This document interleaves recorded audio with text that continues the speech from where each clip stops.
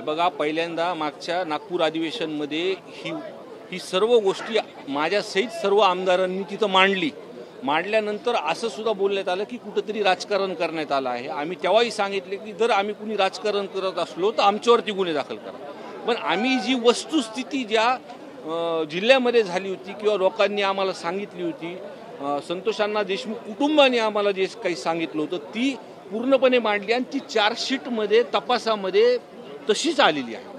म्हणजे घटनाक्रम जर तुम्ही बघितला तर तो घटनाक्रमप्रमाणे की वाल्मिक कराडनी कधी फोन केला घुलेला, कधी भेटायला लावलं चाटेला, आणि त्यांची 8 तारखेला शेवटची बैठक होऊन आणि नंतर मग त्यांनी ही पूर्णपणे ही काय गुन्हा झालाय म्हणजे संतोष अण्णा देशमुख सोबतचा हा समोर आलेला आहे। आणि आम्ही सांगत होतो की ह्यांचा मास्टर माइंड हे वाल्मिक कराडे आणि सरकारने पण त्यांची दखल घेतलेली आहे। प्रशासनाने जी काही CIDची चौकशी लावली त्या चौकशीमध्ये मास्टर माइंड पुढे आलेले आणि त्यांच्यावरती मुख्य आरोपी म्हणून गुन्हा दाखल झाला। असं असलं तरी गुन्हा त्यांच्यावर अजून नोंद झालेली नाही अशी माहिती मिळते आहे, यावर तुमची प्रतिक्रिया काय? नाही, मी वकिलांसोबत बोललेलो आहे। मकुकामध्ये येणं म्हणजे त्याच्यावरती गुन्हा दाखल, मुख्य आरोपी म्हणजेच त्यांच्यावरती 302 हा गुन्हा दाखल झालेला आहे।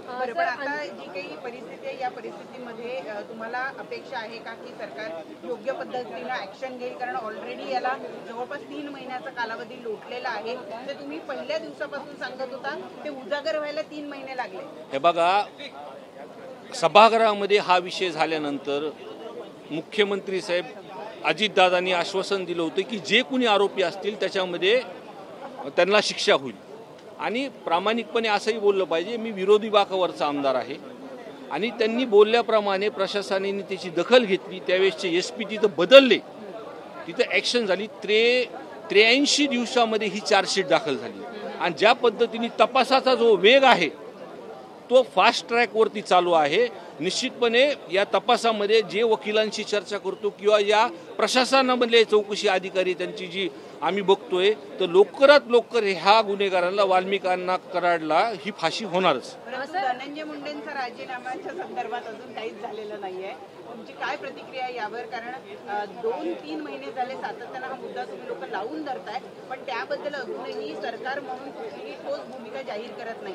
हे पण आपण जर मीडिया म्हणून जर बघत असाल तर महाराष्ट्राच्या इतिहासामध्ये ही पहिल्यांदा ही अशी गोष्ट होती की सभागृहामध्ये सर्वच पक्षाचे आमदार ह्याच्यावरती बोलतात आणि बोलल्यानंतर सरकार ह्याची दखल घेते आणि ते स्वतःच म्हणतात की वाल्मिक कराड हे माझे निकटवर्ती आहेत। पण वाल्मिक कराड एवढा मोठा माणूस नाहीये की गुन्हा झाल्यानंतर सुद्धा की एवढं त्याला त्यावेळेस प्रशासन एवढी मदत करत होती की 12 तास त्याला थांबवलं गुन्हा नोंद करण्यासाठी।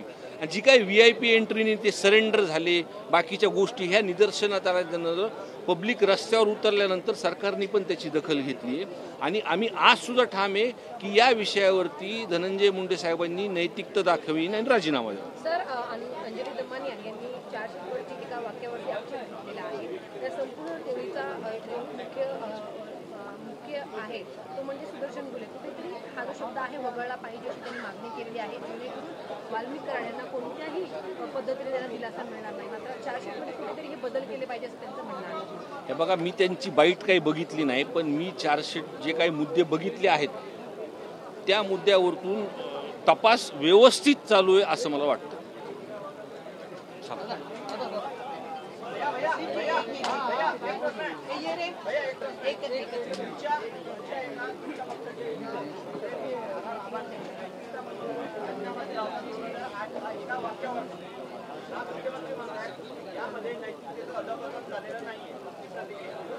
हे बघा, त्यांनी जर मूळ प्रकरण जर बघितलं आणि अजून एक महत्त्वाचा विषय आहे की त्यावेळेसचे जे पोलीस प्रशासनमधले SP आहे, DYSP आहे किंवा त्या पोलीस स्टेशनचे कॉन्स्टेबल पासून जे काही लोक आहेत त्यांचे जर CDR जर महाराष्ट्रासमोर आणले, वाल्मिक कराड काही एवढा मोठा नाहीये, मग कशामुळं प्रशासन त्याचं एवढं ऐकत होतं? आणि हे CDR जर पुढे आणले तर वरतून कोण त्यांच्यावरती दबाव टाकत होतं ही गोष्ट लक्षात येईल।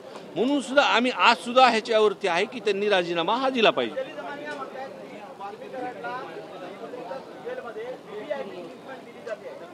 हे बघा, या संदर्भात सर्वच कुणीतरी बोलतात, त्यांच्याकडे काहीतरी विषय त्यांना समजला असेल, पण माझ्या कानावरती काही विषय आलेला नाहीये.